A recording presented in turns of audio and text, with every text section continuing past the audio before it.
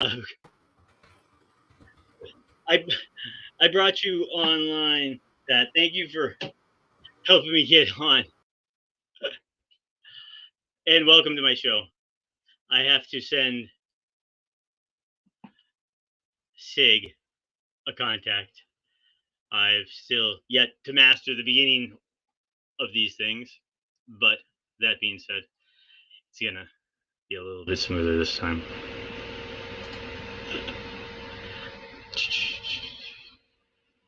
There we go. So my nephew is out, and that's exciting.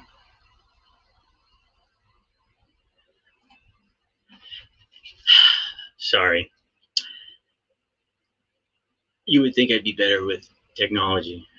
Sadly, I'm not. At least with the StreamYard stuff, I get very nervous.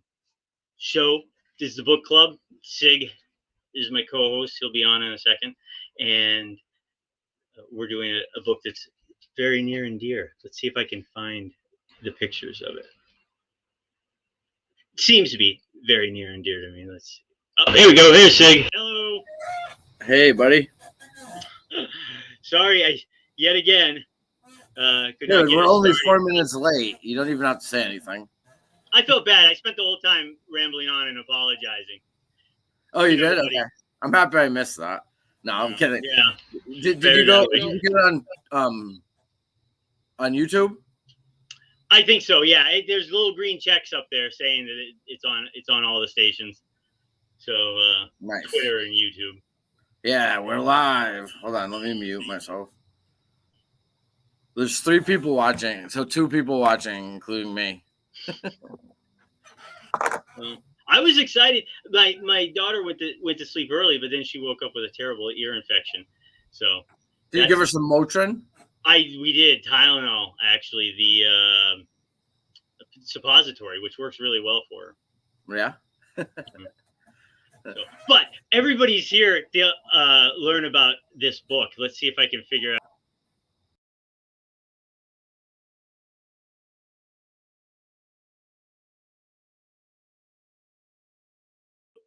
The name of the book itself. There we go. Yeah, I like that. Is a great launching point. He starts off the author Silverman. I think we gave a little bit of an overview last week, but it is what the title says. Do you want to talk about the author at all, or should we just sort of get into kind of? Well, I mean, I have just a few tidbits I learned about him. He's a deadhead, like a crazy deadhead, like Ned Snark level deadhead.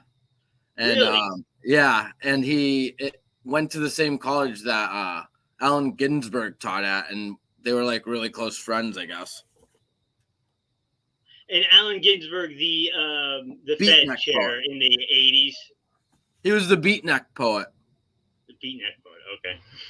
Yeah, like really, like Greenspan. I think I'm thinking of Alan Greenspan. Yeah, you are. Yes, yeah.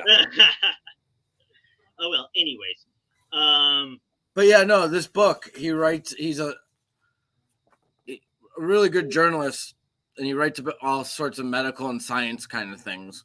And it doesn't seem like he has any immediate family or anything like that affected. No, as far affected with it, but he has a way about it, the way he writes, that he's empathetic, or at least you feel like he's very empathetic, and he has a great way of bringing you into the family, and the family is sort of maybe where we'll finish tonight as far as the book goes, but I think it's sort of how he got hooked on the subject in and of itself. Yeah, and like when he looked into it, I think he comes from like a science background. He really, I think, there's some really interesting characters in the science world that are involved, and also just he discovered these phenomenons in research that like it's never been done before. Supposedly. Well, people were starting to. Now we're talking about the author. Yeah, the author. When he was looking into it, he found exactly, and I think people were starting to. It was starting to heat up again. this is sort of late 90s, I believe, early 2000s. And there was a boom in the sort of the Silicon Valley and in Massachusetts of children with what you would describe as your stereotypical autism, like the stimming and the I don't know. Why don't you describe what a stereotypical autism? Yeah. So like just sort of like really concentrated interest, being interested in things, and like sort of not really interested in people too much, struggle with talking early on, and then like just there's some that just have these gifts and things Well, analytical, like you know. well, we'll get there, but but you're hitting on exactly how the book starts, and that's he starts to look into this family that he's writing a story about. He's writing a story about tech. He's out in the Silicon Valley area, and the this family has the son. They have a child that has autism, and I don't think he knew too much about it. He really just sort of throws himself into Because that. he said that line where like the only thing he knew about autism was Rain Man. Right, and you know, Rain Man's another good a good point. So he starts talking about the history as the book goes in.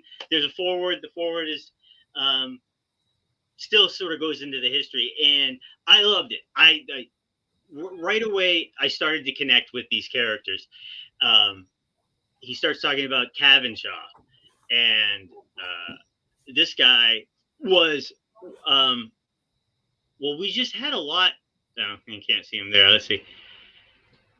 Yeah. Oh, you found a cartoon?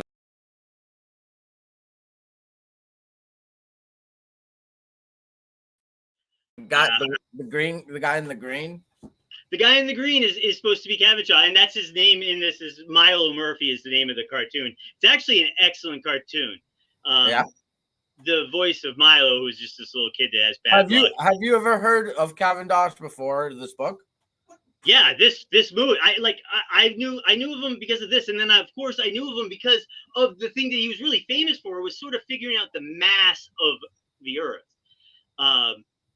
Yeah, in like 1700, like yeah, like there wasn't a lot of tools he was using. He was using his brain. That was it. He was really using his brain, and he had a lot of patience, and he had something that all of these people that are highlighted in the book, and I do tend to have this characteristic as well, which is this ability to do the same thing over and over and over again and not feel like it's a failure. Edison has a great quote. Yeah, no, over and over again, and it's sort of like, and you like doing it. It's always things you really like doing. Exactly, and that's the point. In your mind, in your brain, you're like, why would I do it differently? This way it works perfectly. So as Sig is convinced that I have autism. I have a therapist, and my personal therapist is not quite as convinced. But I think I love the way that we're coming at it, because the simple what is obvious to me is I'm reading this book and I'm relating to these people. And when I say I'm relating to these people in this book, getting back to the book, the gentleman Silverman who wrote the book, he writes an article. That's how the book started. The article goes out in Wall Street Journal, New York Times, somewhere. I apologize for not knowing which one it is. It's in the notes here. But he starts getting these letters from these parents of these like frustrated parents, I would say.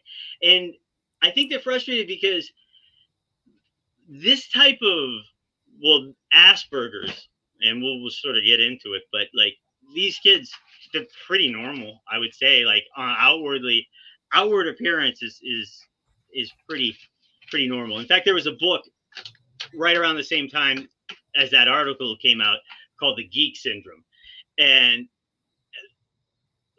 like people were starting to find each other people with these same sort of skill sets, traits, or whatever were starting to find each other, and they started to have children themselves. And that's when, like, a lot of these traits seemingly got more magnified, or at least started to come out more. And then you have people that decided that it was time to take advantage of these parents. Oh, yeah. Yeah, And just sort of like one study, like pseudoscience bullshit. This one guy in Iowa just sort of ended up creating like these like pill farms, you know. It was all just sort of, I'm going to create now supplements that quote unquote work and help people with autism. Yeah. Cure it. You can't cure it. It's always going to be there. It's not like some like bacteria infection or something. Well, that gets back to where like we still were kind of in the book. And I jumped ahead a little bit back to the family. My mind goes back to the family. Because he kind of goes back to the family intermittently. At the time, so now we're going back past. In the book, he's describing these characters that Asperger has found. So because part of the book is it's the history of autism. Exactly. So, like, and we should get into that because I don't know that everybody has the same definition of it as I do or you do. And I don't think that I think I came closer to your idea of it even reading the book, which is interesting because, like, I happen to be married to a woman that has her master's in autism along the spectrum. He picked the book, though. Like, I didn't pick the book. And she's never read. Because there's a part of it that's also about, like, because recently in my own sort of, I would say COVID helped me, like, learn about neurodiversity more, and having ADHD and autism, there's a lot of shared combined things that go on as far as, like, there's a little more bluntness and like there's different ways of thinking about and seeing things. I don't know.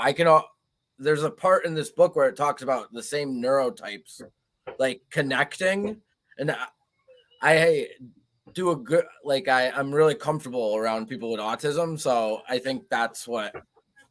Well, I think you're clearly sensitive to something that like that people with autism, or like at least along the spectrum. I like the idea of being a spectrum because, I was saying, brilliant.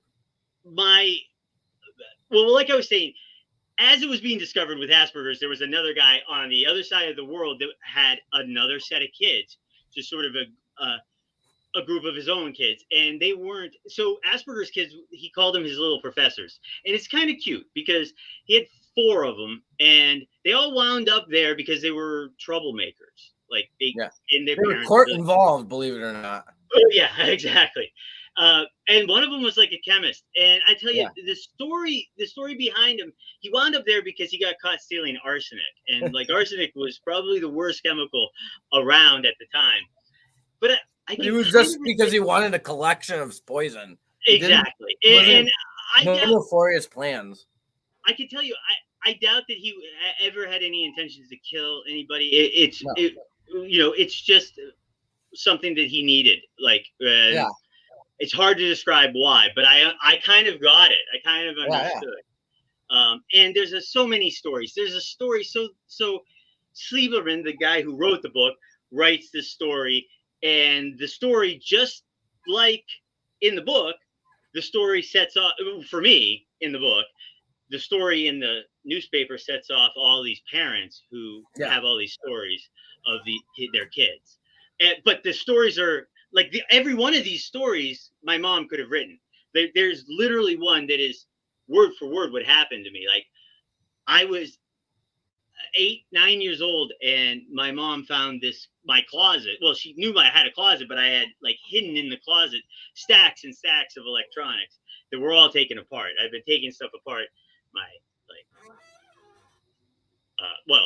from the time that I could hold a screwdriver, I was taking stuff apart. And that's exactly what that story is. And then there's stories about all these guys, and it actually kind of makes me feel good because at the very least, these are my people. Like, I mean, I may not be as smart as any of them, but like this is you want to know me. Like, read about these guys. These stories every time he goes back and starts talking about like so Cavenshaw, his nickname was the Wizard of Cathalon, I believe, or Cathalon, and he was a kooky guy, like Clapmore Street or something. Clapmore Street, yeah, and I guess he was born into money, but because of the money, he was able to that's kind of. The only reason. Otherwise, he would have just been a lot. Like, we wouldn't learn. Think about the things you wouldn't have learned about. You wouldn't have learned about Ohm's law. He has. It should have been called the Cavendish law. Were preserved, and all of his works are. Some stuff is 100 years before. Like, I don't know. Ohm's law is like, I think he's like 40 years before Ohm's actually patented it. It was just because Cavenshaw just wasn't interested in like patenting it or making money off it. He just wanted to do it because he just had to do it. And well, he developed like the other story I like is, I guess England had this like armory place blow up.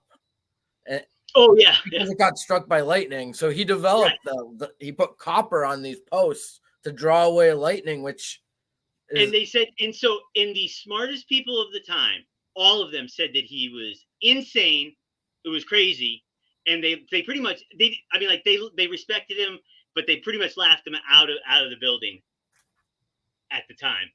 And it was less than 10 years later that somebody else came out with it and proved it. And so he didn't get a lot of credit, but I think there's a new resurgence of respect for him. Like I said, this guy, I think this guy's a really good researcher. So the author. Well, I mean, I don't know this. I don't know that this book is what started. No.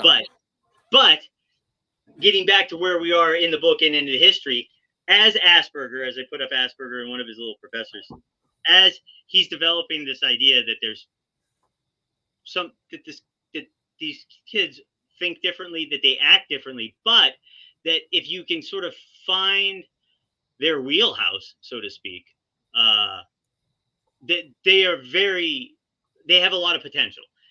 These kids across the world, I think it's in India, you have Kramer, who has kind of discovered similar kids. They have a lot of similar traits, but they have a definite lack of like awareness, it's more than social awareness. Like, I think that as you get closer in the spectrum towards what used to be defined as Asperger's, I think you get closer to sort of a gray area, but where these Asperger's and autism closer to this sort of like hard to reach and hard to find the wheelhouse areas, kids, is in their social aspects. Like, it's just a weak area, and it's a weak area for Cavenshaw. It's a weak area. But that's like, I come from a place where that's what everybody said, because it wasn't like the people. So if you think about it, the people doing the research didn't have autism, so like they're the ones claiming that that's not normal. So if you think about it, there's this sort of movement to change that, like the way autistic people live is normal. It's just another way of living. So the way I kind of have thought about it is, for me, like I said, I don't know. I haven't had a full neuropsych done or anything like that. I know. But there's a lot of people that have felt this way for a long time.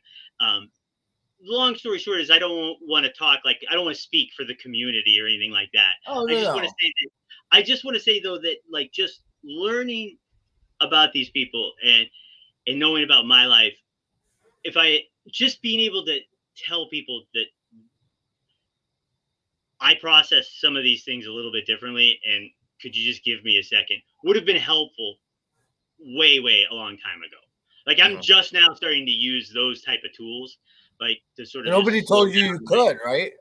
Nobody ever did, right? Exactly. Yeah. In fact, I almost felt embarrassed about it. Yeah. Well, nothing to be embarrassed about, but like, yeah, you're that generation right before they like they just would call you like weird, because right. because like you're functioning fine or whatever. Well, that's exactly it, and that's the thing. And it's funny. I was talking. I still stay in touch with my best friend from high school, and he actually lives near me. Not that I live anywhere near where I grew up, but and I was talking to him about the Asperger's aspect of it. And again, I think that if you say autism, if you just say like I have autism, most people will either think like, well, no, because they have a exactly exposed idea of what it is. And you don't look autistic, whatever that means. Yeah, but again, those ideas sort of formulated back right when Asperger's and Kramer were discovering this, and it's sort of got combined together, but the Asperger stuff sort of got left by the wayside, and you don't hear much more about it. You know why? My theory is because the Nazis were involved towards the end. Well, that's great. I don't know. That's where I wanted to finish up, and okay. I don't know if like you're right. The Nazis get right when this is all starting to, when he's like cracking the nut. Well, exactly. And when these guys are saying like Asperger's, and he's got a group of really smart people that he's working with, and they're kind of going through this renaissance of way of thinking, and they have this whole holistic hospital. And oh my God, that's like, well, we don't even have that now, dude. What's that? We don't even really have that now. Right. And these kids are flourishing in this environment, and then quite literally the Nazis roll in, and market change amongst everybody. Even Asperger pretty much falls into line. Yeah. And they essentially there's a controversy there. Oh, absolutely. And the author, I think he hits upon it enough that that they're like, that Asperger's was like, he was not Schindler, with his Schindler's List, no, by any means. But he also doesn't like crucify him. But he does crucify the Germans, and he does crucify the Nazis, and it's tough, man. That's where I ended. Like, is you finish that, and he kind of interweaves the Rosa family in there. Yeah. But you're just sort of wiped out from the part that amazed me was how popular eugenics was. I didn't realize until I read this was in America. Well, I mean, they're doing it now in Canada too. I mean, like it's still around, and I was shocked. I was talking to my nephew, the one that I just tossed out of here, and I was explaining to him about Germany and how they handled special needs kids, and they like the best place was turned into that same hospital where they were just starving the kids to death. They would just gradually feed them less and less and less of anything with nutritional values until they started, and they were really proud of that. They thought like they were writing books about it. They were like, they did a survey to families, and the families said just kill them. Did you remember? Yeah. And so right. And then, like, when they finally could do it because they had power, they did it exactly the way the families did it. And so, like, even Hitler's cousin they killed. Well, yeah, and the families, for the most part, seemed appreciative of it. Yeah. And like, so there you have it. And as far as the Nazis go, and like I said, so this whole thing gets wrapped up in all that, and then all of a sudden, it all just sort of disappears. And what you do wind up with is classrooms full of smart kids that nobody knows how to handle, and socially awkward kids that are stimming and nobody knows how to handle, and just troublemakers that nobody knows how to handle. And that's literally, and the more and more I think about it, that is literally how I cruised through middle school, elementary school, you know, all the way until high school. And then I hit a groove and I really found my neuro tribe in high school. And you know, Yeah, you know, it was, tell the audience about the Doom. yeah, I mean, so my group, we would get together before before there was Ethernet cables. You had null modem cables, and you could play up to 9 players, but it was this DB9 cables, and we would all show up at somebody's house with the computers and set up these DB9 networks to play Doom, which is the first-person shooter. Everybody pretty much should know what Doom is, but yeah, this was the first time. I mean, like that thing turned into a bigger thing with everybody else in the world, but it turned into sort of Quake and those original EA Sports and all of this stuff, and everything tech is built on the back of this guild of people. And I say guild because it's an interesting thing. I couldn't figure out exactly who said that in the book, but somebody, Asperger's or somebody that was working with Asperger's, started to sort of group these kids into guilds, and I loved that metaphor. Yeah. And I really ran with that metaphor. Well, too. because you know what it is. It's like your guild is your special interest.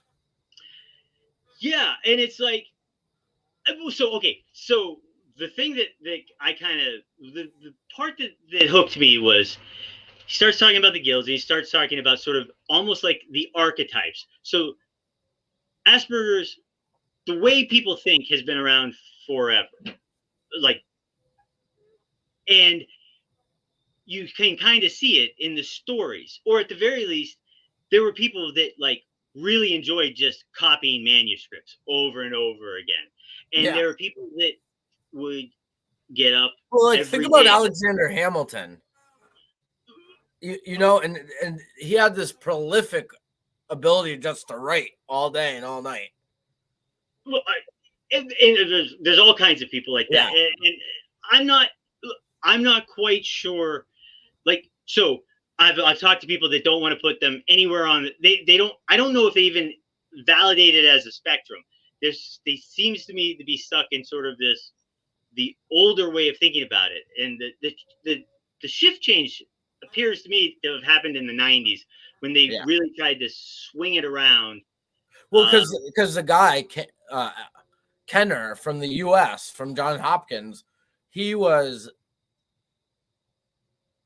didn't really have a big picture about it.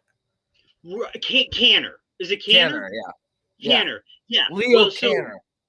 Leo Canner. And he was, a lot of people still call him the father of autism or father of, but his view, he was developing his view in parallel with Asperger's, and his view was much harsher, much more of these kids don't have a chance. Like, you got to sort of manage at best. And well, he the treatment of autistic people, they say, like, I think somewhere in the book it said something about like he set it back like 40 years because of his such narrow view of it. Right. And I mean, he picks up like right where the Nazis left off, essentially. I mean, like, that's how it feels, certainly. And Asperger's, not only does he get left behind, but then they just sort of take out the whole diagnosis. And that sort of runs right into like when I met my wife. It was my first date with her. She told me, like, oh, but if I had met you 2 years ago, you would have absolutely qualified for Asperger's, like, you know, in the DSM-4, you know, something like that. But I don't know. Funny. I don't know what, you know, I don't know what the traits are exactly. But I can tell you a lot of it has to do with social awkwardness and just not. Well, I mean,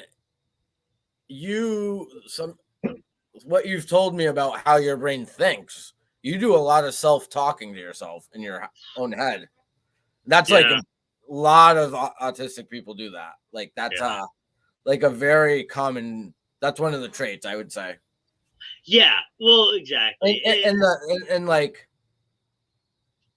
the importance, but this is also for people with ADHD. The importance of sort of routine and structure. Yeah. Right. And that's something, boy, again, so I think anybody that writes a book tries to make the person who's reading the book be able to relate. So I very often find myself relating to things. Didn't find myself relating to too much with the Mindhunter book, although right. That is a good thing. I do respect Kemper handling his mom. I think I can too. I can kind of relate to that one. Yeah, but I did not really like her. No, but in this book, I relate constantly, and the routines. These guys, especially the really like this, like the way you relate to them is a little more deeper than most books. Yeah, I mean it's very powerful. Sadly, or not sadly, but it's like I like my whole life that was the running joke, anyways. But it's very odd to then sort of like come to this book and then run headlong into all of these people doing all the same things. And I'll tell you, I don't think I've mentioned this to you yet. Getting back to that archetype thing. Yeah. One thing I always struggled with was, where am I? Who am I? What guild, so to speak, am I in my 50s, 60s, 70s, and 80s? But I think the book hits it perfectly. I couldn't find it again. I couldn't find the spot, but he's going over all these tropes in movies and these tropes in history, and he hits on, like, I don't know if he even hit on this specific guy, but he hits on the mad scientist, the crazy scientist, and that is just me to a T. My daughter, like I said, I just gotta hear earache. Hold on. No problem.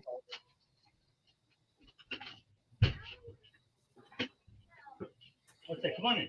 Come on, say hi. You help me? Yeah, you gotta stay dressed though. You can't be naked in front of the TV. Mickey Mouse. Say hi. Hi. It's Mickey Mouse. How are you? I got one downstairs. I got them to the store. I got one upstairs. Wait, no, stand up. There you go. I want to put them on myself. Okay, well, here. No, you can't. Not on TV. They'll get me in trouble. They'll kick us out of YouTube. There you go. Go. Yeah. Nice meeting you, Frankie. Oh, here. Take that. No, yeah. Sig says, nice to meet you.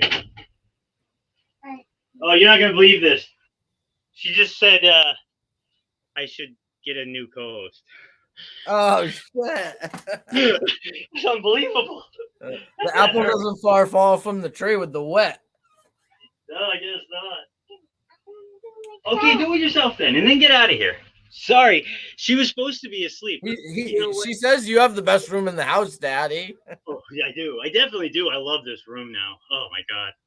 So you know what? That's a fairly good place to stop on the book, anyways. Yeah. I look forward. Oh, what I was gonna say, what has the book felt validating? Very much. Well, yes and no, man. I keep going. Well, yeah, absolutely validating. Like I said, nobody will ever convince me I don't have Asperger's at this point. I just don't want to like overstep my boundaries on it, get over my skis or anything like that.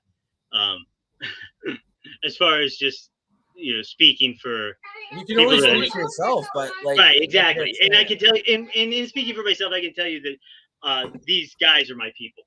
What's that? I'm putting my dress in the washer. Okay, go. And I'm coming back. Oh, you are? Okay. Can't you lock the door? I did lock the door. She'll just pound on it though. It won't even matter. Like, my wife said she was gonna watch her, but she's a stubborn one, huh? Your daughter? Oh yeah. Yeah, my son's only 2, so we haven't really gotten to that point yet too much. And he's so like when he's a little stubborn, he can be convinced with a different thing at this point. Yeah, yes, you can always talk him into something else at 2. Yeah. You gaslight him a little sometimes too. You can't do anything. She's definitely she's got a lot of me as far as like constantly questioning everything. And oh, you know what? That's another good thing. That's another interesting thing that did come towards the end of where I was reading that really sunk home to me. And you know what? It'll spin us right into our religious corner that we do. Okay, cool. Nice. And that was one of the so there are these sort of characteristics or traits that I'm teasing out of the book that are like, they're just fundamental things. And I'll tell you one of them that is without a doubt, a lot of these guys, especially the mathematicians and stuff. Okay, you do that. Especially the mathematicians and stuff, is this just complete and utter inability for faith. Like, just none. Like, there's just like to take anything on faith is. I haven't gotten to that part yet, but I believe it because they can't. It doesn't make sense in their brain because they can prove it wrong. Right. Well, maybe not prove it wrong, but the simple, but faith in and of itself is a foreign thing and is really crazy. And in that vein, I'm a very religious person. At the very least, I go to church all the time, and we have a little religious corner. Let me shut my door.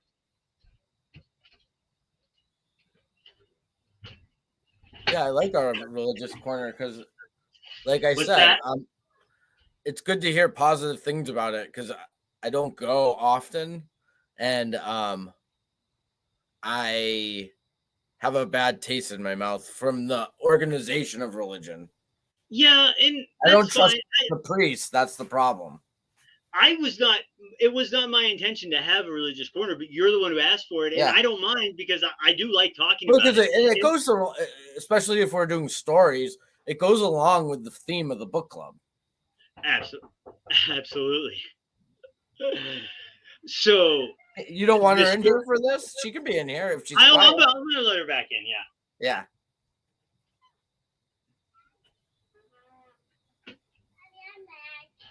You're who? I'm back. Oh, you're back. Oh, look what she brought. Oh, hey, baby, how are you? Oh, Minnie Mouse. You're my wife. That's the Murphy bed, by the way. I made that. Yeah. So, anyways, I guess we'll. We're talking about the Bible, Frankie. Oh, you know what? So, okay, so the Bible thing real quick. We'll do the Bible thing real quick, and then we'll get to a quick wrap up of the show. Gone downhill south. I was so excited. I texted you. She was asleep, but like I said, I know. She woke up. She was in pain. We gave her the Tylenol. Jesus tells a story in Luke. Luke 4, I think. I'm still in her. It's about going to a wedding, and I guess I'm not a preacher, so I'll just sort of skip to the chase. The story is about how to present yourself in a social environment, in public, especially if you don't kind of know your footing. Like you don't know who you're going to be around or who you're going to be with. The story he tells is there's a wedding. The gentleman that he's speaking about shows up at the wedding and sits in the most cherished seat, like the head of the table, so to speak. Yes. And he winds up getting embarrassed because somebody shows up that's a little bit wealthier, a little bit more liked, a little bit more something, and they have to ask him to move, sit at a different seat. And Jesus says, "Don't do that. That's silly. Never take the best seat in the house." In fact, I know. God love us. Does he? Yeah, he does. He does, doesn't he? He says, in fact, what's best is to take like the lowest seat in the house, because then when like somebody shows up Mommy. that's worse than you, they'll move you up and move them down. Yeah, right. So he's like, No. don't embarrass yourself, dude. You're Don't not that embarrass important. No. That's exactly Never it. think you're more important. And it's a great little social device for people that are kind of socially awkward anyways, because especially if you think that you're really smart, or if people tell you you're really smart all the time, you tend to get a bigger head than you need. And trying to enter every conversation thinking you're the one with the short end of the mind is a good way. Is a good way to handle yourself. No. And it's a great message. No. So, quick review. Where is my wrap up stuff? I'll tell you one thing. The new wrap up guy stealing our thunder. Oh my god. Huh? I like him. That the Colonnade 5Fs Yeah, dude. like That might be my highlight of the week so far. Absolutely. It's a showstopper. Was an And then absolute the showstopper. Greg I love Kohler the stuff. What he said was funny too. No, I think he's really funny. I think like I tried to find him on Twitter, and I tried to find like video and stuff. I think he's just probably sending it straight to Dave. And, Yeah, he is. Yeah, it looks. He does great. it in 4K. I love everything about it, other than just not being able to get more of it to see like, you know what else he had to say. Yeah. But more people. Is he in Australia? Really? That's what they said, right? No, Maine. Oh, he's in Maine. Oh, good. Okay. All right. Yeah, he's coming in. He's coming in. Oh, good. Yeah, he's going to be in Friday. He called in today. Today? There was a show today? Yeah, on YouTube. On YouTube, 27 minutes. Oh, I missed it. Yeah, that was all it was on. Oh. So it was him calling in like a guest appearance thing? Yeah. No, it was they went in to do case stuff, and Kirk just went live for like 20 minutes. And he called, and there was calls. He didn't miss much. Like that. Love Polar. I do too.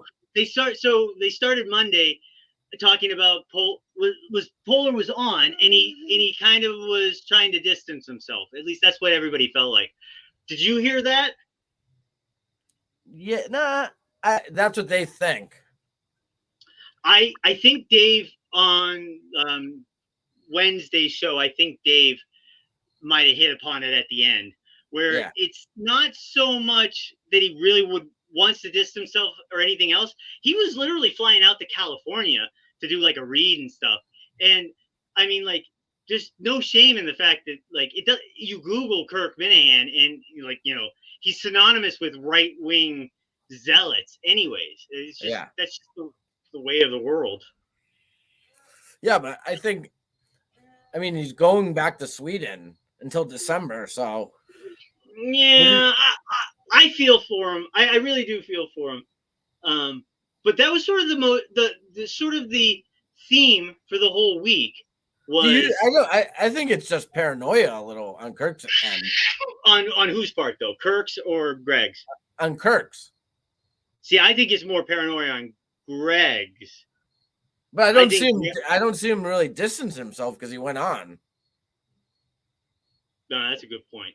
Like, what if he didn't want a part of the show, he wouldn't have gone on, and so he was flying us to California to do what he was doing, and then he was going back to Sweden because his son was staying here, So maybe it's just Kirk being a shit stirrer. I think so. Yeah. Because he did comment on the guy on the first episode. What's that? The Reloaded guy. Oh yeah. Oh, I love that. That was great. I heard that today. Yeah. The Greg Polar comments. Yeah. That was good. I liked, so Whitlock is so Kirk talks about Whitlock that I hate him. So I like what he says, but it all sounds so phony. And that's pretty much what Kirk said. But it really is true. And it doesn't. He's like one of those guys that just wants clicks. Go get it. Just wants what? He just wants clicks. Oh yeah, oh yeah, and at the very least, it kind of feels that way. I don't. He's not like Portnoy or Kirk that are just genuine with their thoughts and feelings. He's not himself. He does whatever can get him the money, and they're paying him probably really well. It does feel that way. He owns 6 strip clubs, from what Kirk was saying. Yeah, but I don't always trust what Kirk says. Sometimes he'll just say shit to start shit too. Hey, that's true. Can't talk. You gotta go. You're gonna have to go if you keep talking. Rico's hilarious. What do you think about the amount he's calling? Do you think 2 calls a show is a little much? Yeah, I don't care. It's funny. It is funny. It is really funny, and it's funnier, especially when he gets them, because he's a prolific caller. That's how he got the job. So like, that's what I was just. He's just gonna keep practicing them, and eventually they're just gonna be like, he's good. He's really good. He is. The one that was so funny was, because I'm a Yankee fan, he called in as John Sterling and Susan Waldman. I like that one. And that was sort of like almost a Sour Shoes homage. Like he went through like this whole. It was like he had a whole script in his head. Yeah. And he went through the whole thing, or he had done it. Maybe he had done it before, because those two are just characters of themselves, anyways. And he always is busting Culinay. Yeah. But that's the best thing, and Culinay takes it well too. So he's good about it. Yeah. Especially with the silly ones, like some of the callers rattle him. I got a good section of Dave. Dave got himself in trouble. Dave Culinay got himself in trouble this week, and last week apparently. But the Ben Shapiro story for me has a lot of legs. I like Ben Shapiro. I know that he's probably not your fan. I don't even remember that one. Was that? So the story was. I don't like any of those guys because not because of right wing, the fakeness. Well, I understand where you're coming from with Shapiro. I don't know that it's fake as much as it's just this, like, he gets so much information. You're right. That's it. And I love that. 40 minutes, his 40 minutes, it was equal to Rush Limbaugh's 3 hours. Like, and Shapiro says the same thing like 3 times. Every time he says something, he's like, he does it 3 times and then he moves on to the next thing. But he says it so fast that you just get so much information. I like him. I feel bad for him. He was absolutely the kid that got bullied in high school and in college. And he's told stories that, I kind of relate to, getting stuffed in lockers and things like that. Not that any of that stuff really happened to me, but I just sort of kind of relate. And so the story breaks that his company paid for a booth at a podcast event. He happened to be in town. He showed up. And then the company that had the event made apology. Even showing up. You're in Massachusetts, right? Was it in Mass? No, it was in Texas, actually. Oh, really? But it was a giant podcast, and they're all super liberals and stuff like that. Anyways, what? It just comes on and off. My thing is, this happens to him all the time. I feel so bad for him. There's another story with Mark Duplass, who's like a really nice guy. Seems like a super nice guy, but he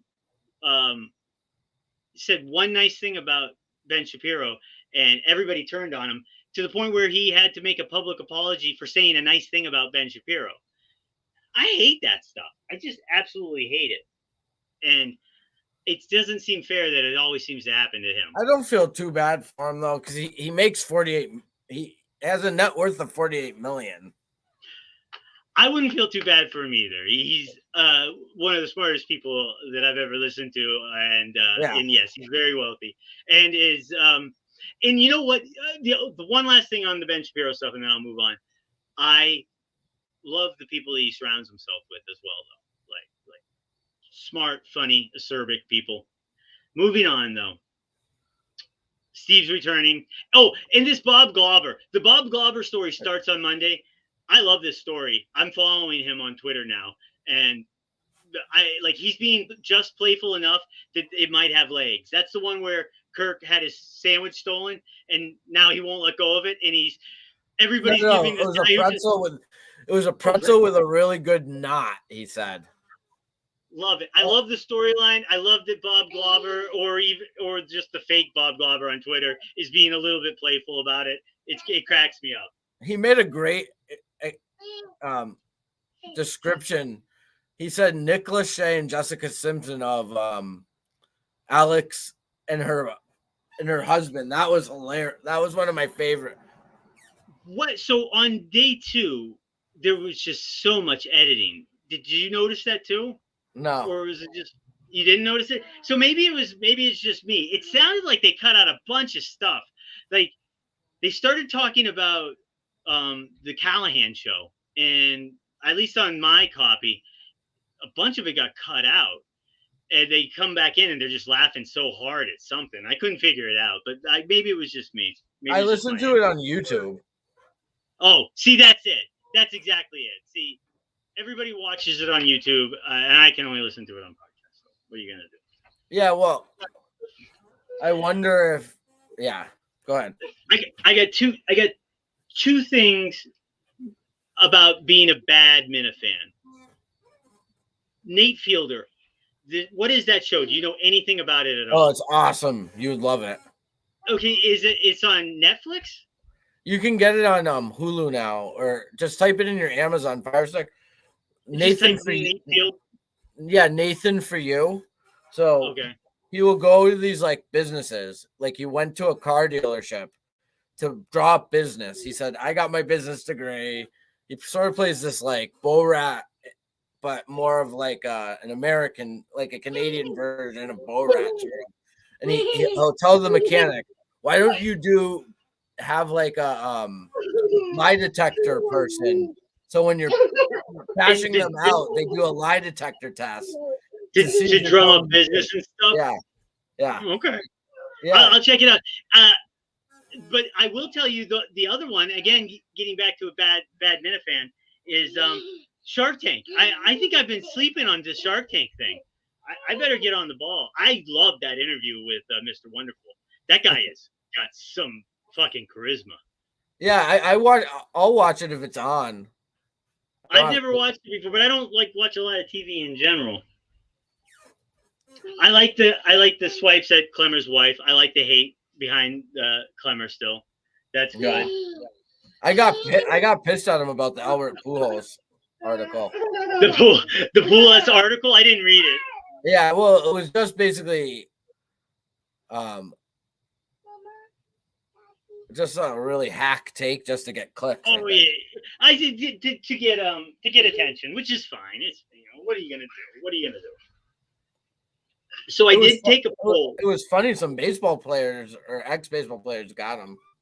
Yeah. Will Middleworks and yeah. I did eventually take a poll. I think the next book is going to be the that Chaos book, which is cool. Yeah, because it gives me the opportunity to try and get a VD on, and I already asked. He doesn't like me. Well, nobody likes you. Yeah, no. It's weird. You like me. I'm surprised your poll.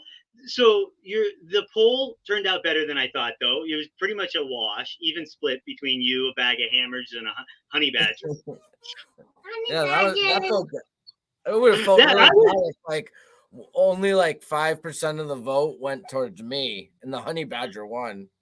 I can tell you that I didn't vote at all, so you did pretty well. Nice. And I would expect. I think we will be another 2 weeks on this book, don't you think? Definitely. Yeah. Is there anything that we missed?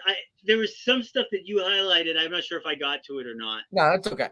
Well, did you want to talk about Dirac a little more? I do.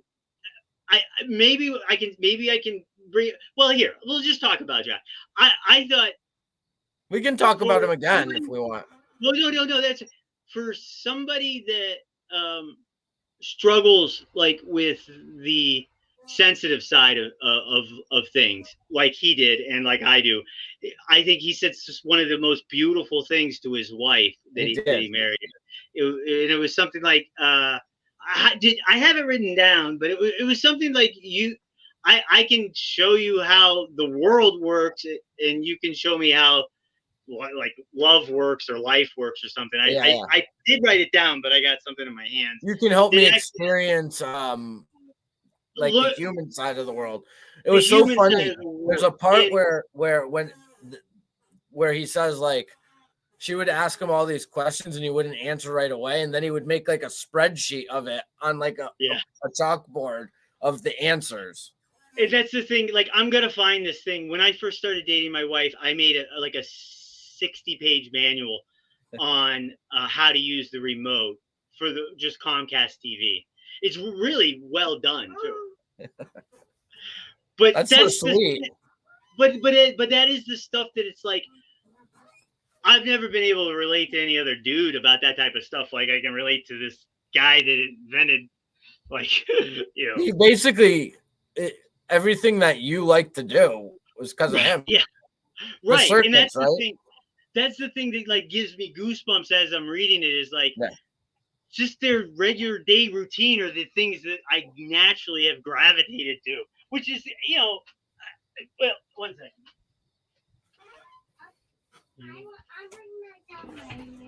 If you can find it. Would you say he's like a hero of yours? I would say that without a doubt, if I had known about them growing up, these are the people who would have been on my wall. Yeah, instead of like Larry Bird for Kirk, you would have a Dirac poster up. I'm pretty sure I had a poster of Doc Brown from Back to the Future. Like, I mean, like just completely subconsciously, I gravitated towards all of that stuff, and you know, that's why. Again, I would never put myself with those people, and that's why I'm just saying that they do the same stuff. They were doing that stuff that I was doing. I didn't. It's just crazy though, and I can't wait. I'm going to like read more about it. Asperger himself and the little professors, because those guys. Like, yeah, I want to get the actual like translated, his first like reporting of it. The other guy, the guy that sort of started talking about them in guilds and describe the way that this other person described them. I got to find that for next week's show. Yeah, because I love the way they described it. I hope that our show was a little bit more cohesive than it has been. I think it was. We weren't interrupting each other as much. Yeah. Too bad about my daughter, but eventually we'll figure that out. Oh, dude, I was happy I had the Mickey there though. That kept her calm. I'll tell you, she's super cute anyway. So it's yeah, no, I do a good job with it. Like, this is one of my jobs, right? Is I play over Zoom with kids sometimes. Oh, is that right? Oh, okay. Yeah, of course. Of course. Yeah. My therapist, one of my first when Leo started to be able to like sit up, she's like been seeing him since he was like a little baby, because we do it telehealth, and she would always has like one toy down there so that she can interact with him. You watch. I was talking about telehealth with my therapist today. I said without Sig and Mark and some other people from like these DMs, and without telehealth, I don't think I would have ever gone and seen a psychiatrist. And I think it was probably the best thing. It was without. Do you do phone or video? Video. I really like video, which I think but only when I have to. Even today, I was actually in a lab, and there's just nobody else there, so we went video for most of the session. It's really kind of sweet, almost like she doesn't. I mean, she thinks that what I'm really dealing with is emotional abandonment or something like that, which I agree, like absolutely, like there's a lot of that too.